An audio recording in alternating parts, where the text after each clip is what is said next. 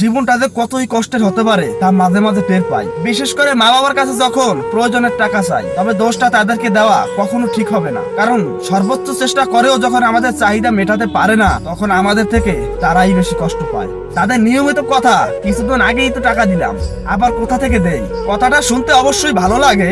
ফোনের ওপাশ থেকে কান্নার আওয়াজটা হয়তো শোনা যায় না, তবে তাদের ব্যর্থতার বুক ফাটা আর্তনাদ ঠিকই অনুভব করা যায়। এক পর্যায়ে অভিমান করে হয়তো কিছু না বলেই ফোনটা কেটে দেয়।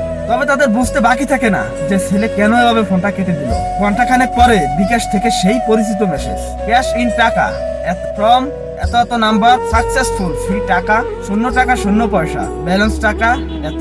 এটি আসে। মেসেজ পেয়ে খুশি হলেও ভাবি কোথায় থেকে কেমনে দিল টাকা। যাই হোক, কষ্ট হলেও যেভাবে হোক ম্যানেজ করে পাঠায়, কারণ তারা স্বপ্ন দেখে তাদের ছেলে ডিপ্লোমা পড়ে ইঞ্জিনিয়ার হবে, তাই পড়াশোনা করতে তো টাকা লাগবেই। আর আমরা যারা এই মধ্যবিত্ত স্থানটিতে আছি, মা বাবার কষ্টটা একটু হলেও বুঝি। তাই বন্ধুদের সাথে রানা প্লাজা বা নিউ মার্কেটে গেলেও নিজেদের কাপড় কেনার জন্য সেই পরিচিত স্টেশন বাজারকেই বেছে নেই। এক্ষেত্রে বন্ধুদের থেকে আমাদের সময়টা একটু বেশি লাগে, সবার সাথে যাতে একটু মেনে চলা যায় এই ভেবে যাচাই বাছাই করতে একটু সময় লাগে, তাই কাপড়গুলো বাঁচতে হয়। খাবার দাবারের বেলায় আমাদের কপালে কখনো চাইনিজ বা ফাস্ট ফুড জোটে না।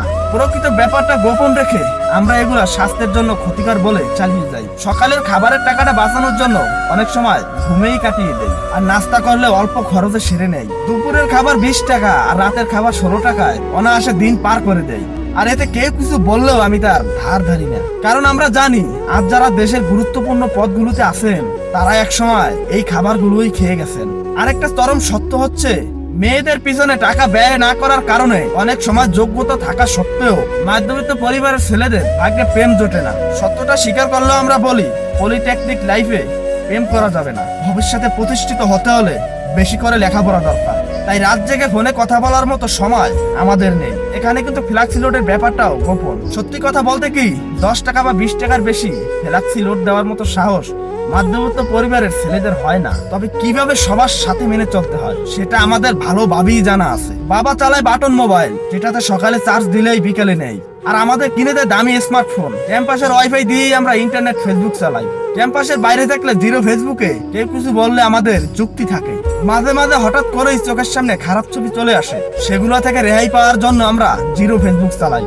আসলে আমরা অনেক ভালো কিনা জানি না, তবে এভাবেই চলতে থাকে আমাদের মতো মধ্যবিত্ত পরিবারের ছেলেদের জীবন। একসাথে চলাফেরা করা কয়েকজনের সাথে নিজের অবস্থান চিন্তা করলে নিজের অজান্তেই চোখের পানিতে বালিশ ভিজে যায়।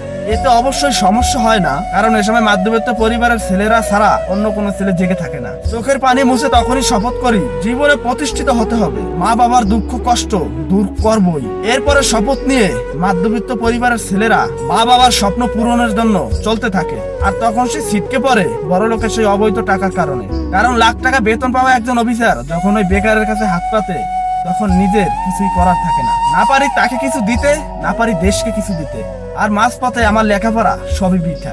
ভেঙে যায় একটি মায়ের স্বপ্ন, ভেঙে যায় একটি বাবার স্বপ্ন, ভেঙে যায় একটি ভাইয়ের স্বপ্ন, ভেঙে যায় একটি ছোট বোনের স্বপ্ন, ভেঙে যায় নিজের স্বপ্ন। আর এভাবেই হেরে যায় মধ্যবিত্ত পরিবারের ছেলেগুলো।